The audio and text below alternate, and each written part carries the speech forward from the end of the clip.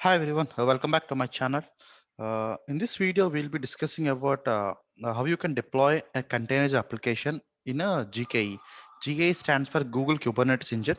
That's a managed version of Kubernetes on the Google side. Okay.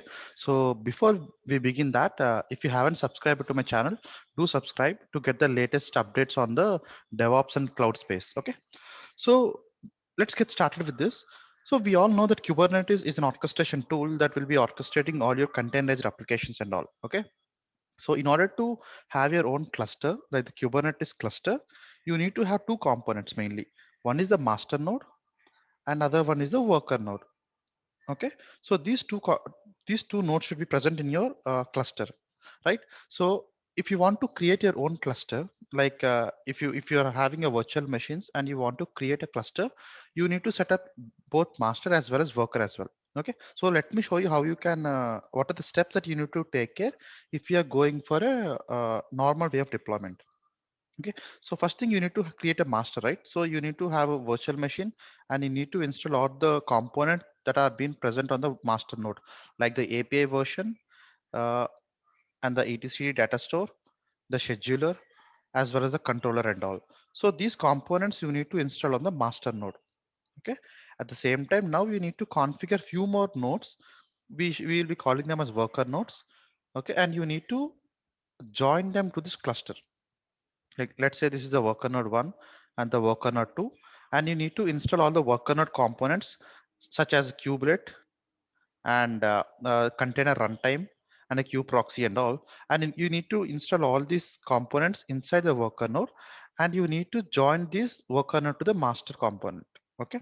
So these all you need to take care, and you need to be worrying about the upgrades of this master, the security vulnerabilities of this master and all. If you are going for a typical way of installing your Kubernetes application, like your Kubernetes cluster. Okay, so what's the advantage if I'm going towards a managed Kubernetes service? Okay, so what is managed Kubernetes service? So basically every cloud provider nowadays are providing Kubernetes service as a managed Kubernetes service. Like for example, if you are going for a Google, Google provides them as GKE, Google Kubernetes Engine, and Azure Kubernetes services and Elastic Kubernetes service if you're going for a Amazon side. So we'll be discussing about GKE and we'll be seeing how we can deploy a containerized application inside the GKE cluster. Okay. So basically, if you're going for managed Kubernetes services, in our case, the GKE part, you no need to worry about the master component. You will be only creating the worker nodes inside your cluster, and the master node will be taken care of by your cloud provider. In our case, it's Google Cloud. Okay. So let me show you in the console how you can create and all. So what we will be doing in this demo is we will be creating a GKE cluster, a sample GKE cluster, and we will be deploying an application from the Google Container Registry. Okay, we have already pushed a image inside a Google Container Registry. So if you are not aware how to push an image into GCR, I have already created a previous video on how you can create a Docker image and how you can push the Docker image into your GCR. Okay, GCR is nothing but a Google Container Registry, which is like a private repository for all your Docker images and all. Okay, so from here we will be deploying an up deployment and followed by the services. So I will be making this video like I won't be showing you all the YAML files, like the manifest files that we need in order to deploy your Kubernetes deployments or pods or services. Rather, I'll be showing you the easiest way how you can create a normal application inside your cluster. Okay, like you can have your cluster, you will be having a cluster and you can deploy your application from the console itself. Okay, so let me show you all the steps. Let me log into the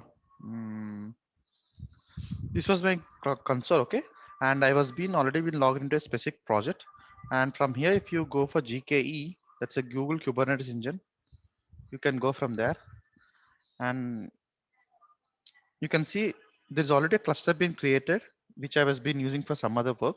So let me go and create a Kubernetes cluster here. Okay, click on the create button.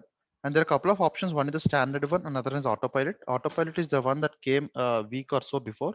So let's go for standard and you can create on the configure button. So now what you are doing is you are creating Kubernetes cluster, which is being managed by the Google. And if you see, you will be giving a cluster name, and where you want your cluster be like. Is it a specific to zonal or it's a regional? So for now, let's keep it as zonal and all. And if you see, this is the release version and the Kubernetes version that Google Kubernetes engine will be taking care. And if you create this, it will be creating a 3 node cluster. So how could you know how many nodes are getting created? If you go to the left side panel and expand this default pool and click on this default pool, okay, you'll be seeing how many number of nodes you want. And by default it will be taking 3. And you the node size also, you can have the option to configure like what is the series of the compute engine you want to select, like the E series or the N series or the N1 series and all. And if you want to have more compute optimized virtual machines, you can select from there also. And for now I'll be going with E2 medium itself, and the standard, the persistent disk with a boot disk of 100 GB. For example, if you're creating a cluster for your testing purposes or for practicing some Kubernetes commands or practice deploying some smaller applications, then there is no need for 100 GB, right? So then what we can do is go to the cluster basics again. In the right side panel, you'll be seeing like my first cluster, okay? Click on that. And what it will be creating is, instead of E2 medium, it will be creating G1 small machines. Rather than 100 GB of a boot disk, it will be creating 32 GB instead. Okay, so this will be what it does is like it will be minimizing your cost by creating the cluster, wherein you can practice all your Kubernetes manifest and Kubernetes structures and all. Okay, so let me go for create now. And even now also, if you go for default node, default pool, it is showing for a, oh, it got created. Okay, so let me show you again. By default, it got created. If I go here, instead of 3 node cluster, you can create a single node cluster as well. If you go here, click instead of number of pool, keep it to 1 and click on the create button, so that your number of pools will be decreased, and it will be easier for you, and the budget won't be exceeding your amount you have specified. Okay, so it will be taking anyhow like 5 minutes or so for this cluster to get created. So that's the reason I have already created another cluster. So this was the my first cluster too.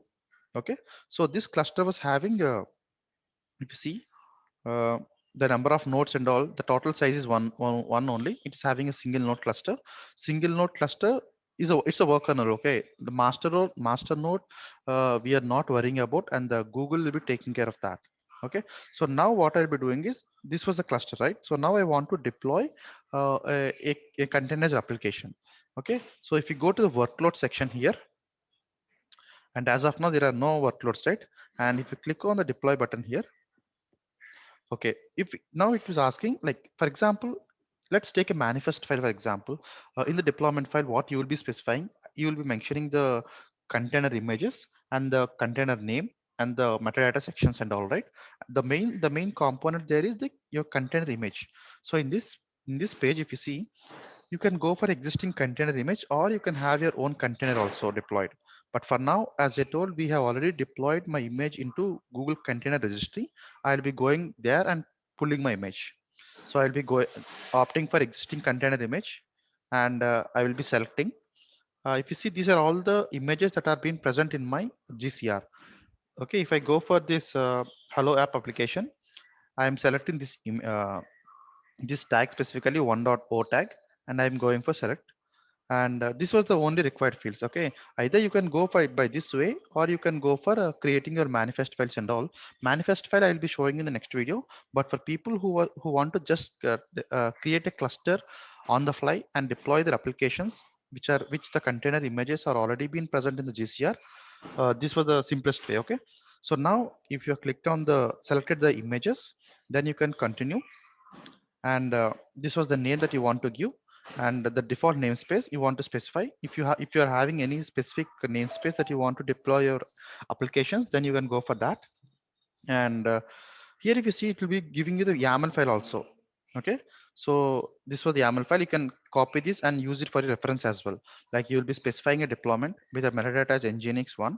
And if you see here, the container, it was pulling the image from the gcr.io, which is the Google Container Registry, and the replicas is number of replicas is 3.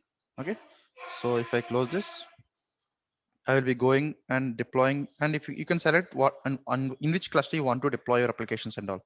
Okay, firstly I was going for my first cluster 2, and I am deploying my containers application. So this is similar to the way that you do through manifest. Like you'll be creating the deployments.yaml file, and using kubectl command, you will be applying that YAML file to the API server and all, right? The same process Google has customized and given as a UI where you can do all the stuff. Okay. So now if you see, there is a deployment here, and the replicas are 3. And now if I want to see whether whether my application is running or not, that means if I want to see the number of pods from where I can see, so I will be opening my PowerShell window, and if I see kubectl get pods,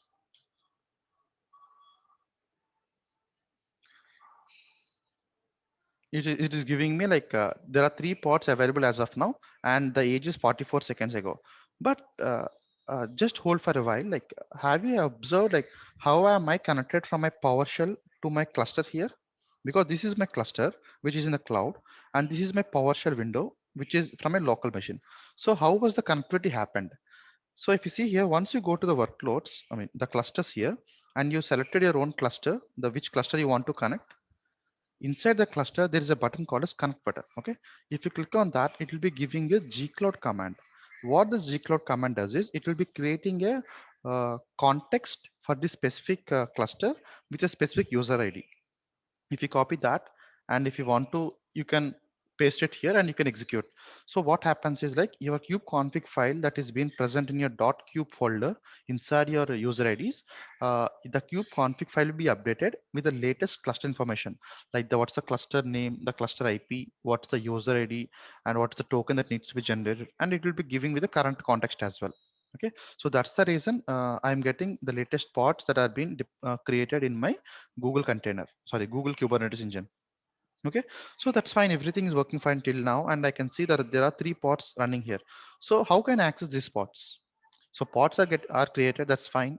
And in order for me to access my application or access my containers, I should be having a URL, right? Or I should be having an IP address from where I can access my underlying containers. So how can I do that?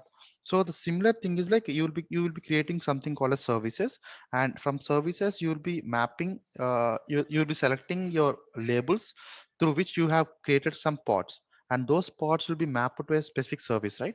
The same way you can write manifest files and all, but I'll be showing you the other way now. If you go to the workloads here, you have already created a nginx one deployment, right? So click on that, and if you see, there is a button called expose. To let others access your deployments, expose it to create a service. Okay, so I'm exposing this deployment the same way that you raised it, kubectl expose deployment xyz number with the service name and all. The same way you are doing from the Kubernetes console, I mean the GKE console. So this is very easier when compared to writing manifest files and all. So the port name you need to configure here in the target port. Target port is the one that you have already configured in your container, like in your Docker file. You'll be exposing some port, right? That port you need to mention. If you haven't mentioned, it will be taking the by default port as 80, because that's the reason it was not showing as mandatory field. If you haven't mentioned your target port, the port number that is being mapped here will be considering as the same port number. Okay, and the service type we need to configure as load balancer, because we are accessing from the outside the cluster and we are accessing from my browser, right? That's the reason I'm going for the type as load balancer. What this does is like it will be creating a HTTPS layer 7 load balancer from the Google side. Okay, I will be going for load balancer, and I will be naming this as nginx one service. And if you see, if you can get the YAML file as well. This is the service name, the kind of service, and the service name is nginx1 service, and the port protocol is TCP. The selector is app nginx1, because these were the same selectors we have been, these are the same labels that we have configured in our deployment files as well. And the type is load balancer. Okay, you can close that and you can expose this deployment. Now what will happen is underlying the Google Kubernetes engine will be creating a load balancer on your behalf, and that load balancer, the public IP, the services will be again mapped to these pods, the pods that are being created from a deployment side. Okay, the service got created and waiting for the load balancer with an external IP. Once this external IP got created, we will be able to access our application from our browser. So let's see whether it get created or not. kubectl get svc will be giving us the service along with external IP. If you see, nginx one service is the service that we have created, and the cluster, the type is load balancer, but the external IP is still in the pending state. Okay, so let me give a try once more. Yeah, if you see the external IP got created, right? 34, 121, 127, 236. So what does it mean? If I copy this public IP and paste in my browser, I should be able to access my application, the application which I have been containerized. Okay, seems like our application is not loading. Let me refresh. Uh, okay, 1 second. Let me see whether what's the issue like. Okay, what's the port that I exposed? 80 port. Okay, this was the issue, guys. So the container which I created, I exposed the port as 8080 in my container, like the Docker file I wrote. But here, if you see the port was 80, as I haven't mentioned any target port, it was taking the same port from there. So how can I do that? How can I edit these ports? Go for edit button, and you can edit from the YAML file here, like where it is. This was the target. Update to 8080 port, and you can save the service again. Okay, so once the service gets updated, you can able to access your application from the browser. So now the port is 80 and the target port is 8080. And if I try now, the application should load. Yeah, if you see here, hello world is my, it's a basic hello world application, and it will be giving me the host name where it got hosted and all, right? So this is the way how you can deploy a containerized application like Google Kubernetes Engine using console. Okay, the same way you can write manifest files as well, but the simplest way is to use the Google Cloud Console. Okay, so I will be refreshing once again. We have created a simple one node cluster. That's a worker node itself, and from there we have created deployment from the console. Deployment you can create it again from the worker loads. You can use the console create button, deploy button here, and from there you can select the container images that have been hosted in a GCR. Okay, from there you can create a deployment. Once the deployment was created, you can again create your manifest files and export the service, or else you can go to the workload section, and for this specific deployment you can export the service as well. The service we have exposed by using a type called as load balancer, and from there the Google Cloud has created a external layer 7 HTTPS load balancer, and from by accessing that public IP, we were able to access our containerized application that is being hosted in the Google Kubernetes engine side. Okay. Hope you like this video. If you like, please, if you haven't subscribed, do subscribe to my channel, and please give a like button. Click on the like button so that it gives me some motivation to do some more videos like that. And if you have any doubts as well, do comment in the comment section so that I will be able to addressing them. Yeah, that's it for this video. I will come up with the next video in few days. Yeah. Bye, guys.